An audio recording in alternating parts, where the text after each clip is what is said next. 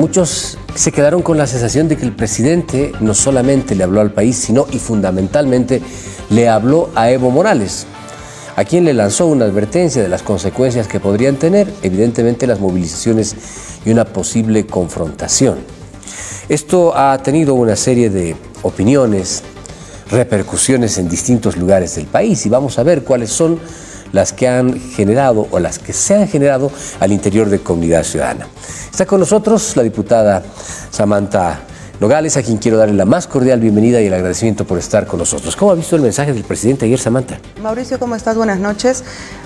Preocupada porque por dos cosas. Primero, vemos un presidente solo. ¿Solo? Un presidente que no está con un vicepresidente ni con su gabinete ministerial, que acostumbra a hacer sus mensajes presidenciales acompañados por lo menos con la COP, y tampoco está la COP. Y segundo, creo que el presidente está mostrando la lucha de egos interna del movimiento al socialismo, es decir, Evo versus Lucho, solamente por el poder, ya sea por un lado para una candidatura del 2025 y para el tema de el poder total de su partido, que está totalmente quebrado, ¿no? Esta es una muestra clara de lo que está pasando en el MAS. O sea que, según el análisis que ustedes manejan, o por lo menos la lectura que tiene la diputada Samantha, en este momento en el que Lucho le habló al país, en el que el presidente le habló al país, debió haber estado escoltado por el vicepresidente y por supuesto también por los ministros. Lo que se ve en el cuadro es que están los representantes de los movimientos sociales. ¿Es un apoyo de estas organizaciones para el presidente?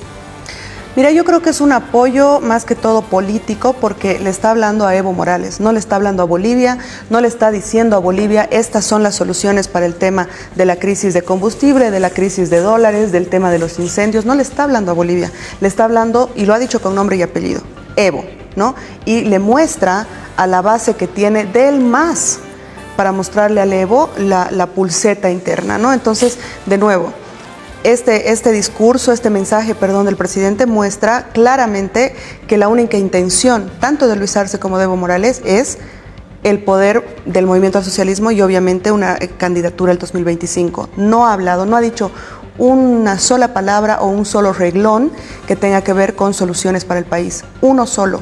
Y ahora, hoy, el problema máximo, por ejemplo, es el tema de los incendios. No ha mencionado absolutamente nada, ¿no? Entonces, eso es preocupante, Mauricio, porque al final de cuentas, esta guerra, esta pelea ya, creo yo, irreconciliable entre ambos personajes nefastos para Bolivia, lo único que hace es que Bolivia tenga una crisis más, es decir, la crisis política del partido del movimiento al socialismo, y esto le perjudica a los bolivianos, ¿no? Entonces ahora no solo tenemos los incendios, no solo tenemos la falta de dólares, no solo tenemos la falta de combustible, sino también, entre otros problemas, claro, sino también ahora los posibles bloqueos, las posibles manifestaciones no pacíficas que de alguna forma perjudican sustancialmente, ¿no?, al boliviano de a pie. Ahora, Evo le respondió.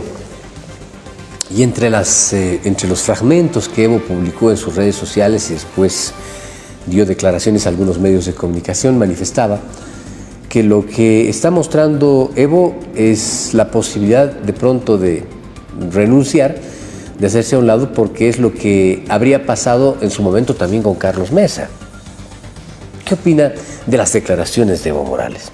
Bueno, de nuevo Evo Morales lo único que hace es acusar y mete a una bolsa a Carlos Mesa en este caso, que no tiene nada que ver en este conflicto interno del MAS. De nuevo, es una pulseta de poder dentro del movimiento al socialismo.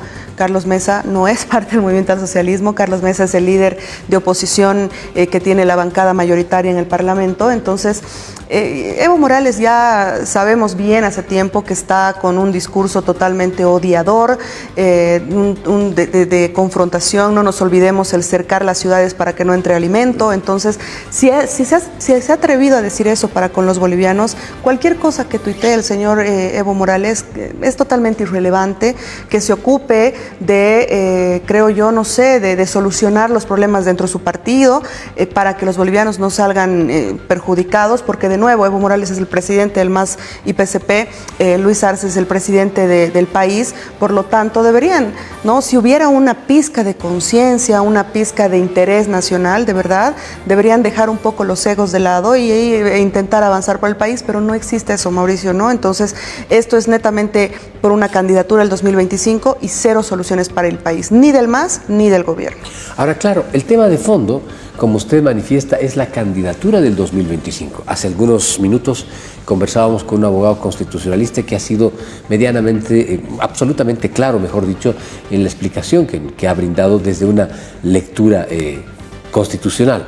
Pero ¿cuál es la lectura que se tiene al interior de Comunidad Ciudadana sobre la intención que tiene Morales? Porque Morales prácticamente ha dejado en claro que él es candidato y que esta marcha va a ir hasta el final porque va a ser candidato.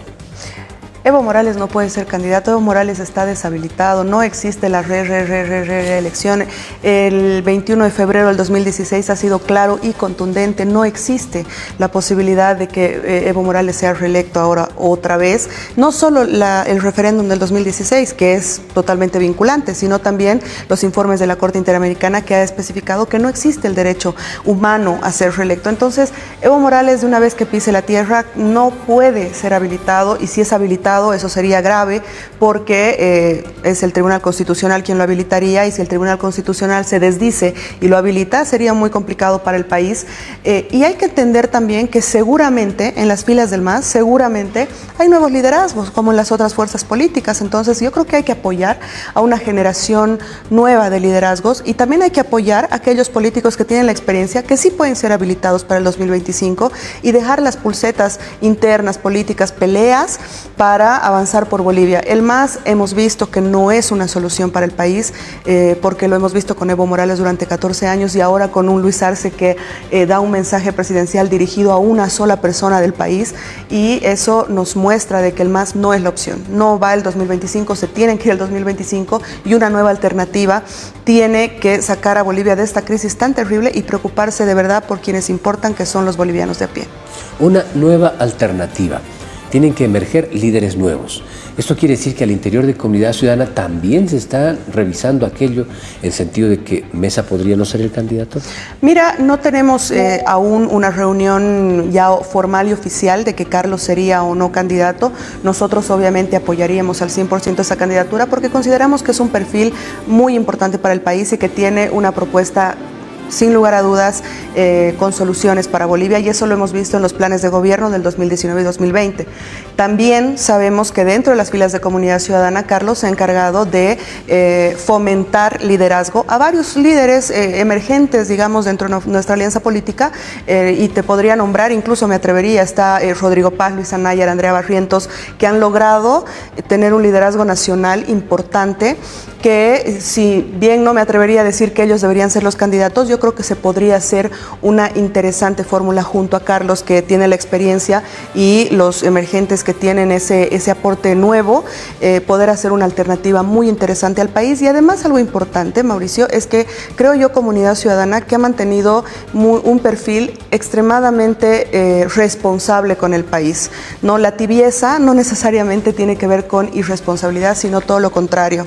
La democracia tiene que ir para todos y no puede ser radical, ¿no? No podemos irnos a ni un extremo ni al otro, sino que un centro democrático creo yo que va a ser una solución viable para Bolivia.